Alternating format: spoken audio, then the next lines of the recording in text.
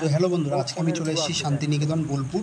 আজকে ডিউটির শেষে যেহেতু আমরা সবাই মিলে একটু ঘুরতে বেরিয়েছি একটু মনের শান্তির খোঁজে, তো সেই ঘুরতে ঘুরতে আমরা চলে যাচ্ছি আজকে সোনাঝুরি হাট, বিশ্বভারতী বিদ্যালয় এবং সেই তাল গাছে এক পায়ে দাঁড়িয়ে লেখা কবিতাটির সেই জায়গার উদ্দেশ্যে।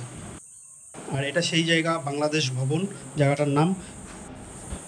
এই হাঁটা পথে এগিয়ে গিয়ে সামনে দেখি চারিদিকে সবুজ ঘেরা, মাঝখানে একটা সরু রাস্তা। তো সেই রাস্তা দিয়ে আমরা হেঁটে চলেছি নতুন কিছু খোঁজার উদ্দেশ্যে।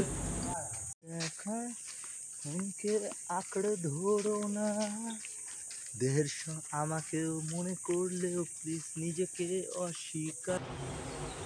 এখানে কিছু ছবি তোলা, ভিডিও করা, এগুলো করছিলাম।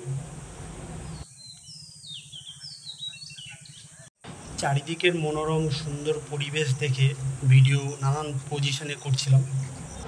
বাংলাদেশ ভবন এবং বিশ্বভারতী বিদ্যালয় দেখার পরে আমরা টোটোতে করে এগিয়ে যাচ্ছি সেই তালগাছের কুটিরটির উদ্দেশ্যে এবং সেখান থেকে চলে যাব সোনাঝুরি হাটের উদ্দেশ্যে।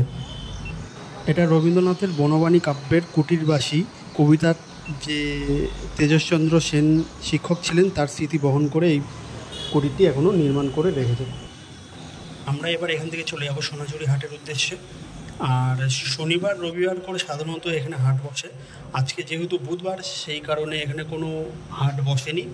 কিছু কিছু ছোটোখাটো দোকান বসেছে, কিন্তু সেগুলো আজকে হাটের মধ্যে পড়ে না।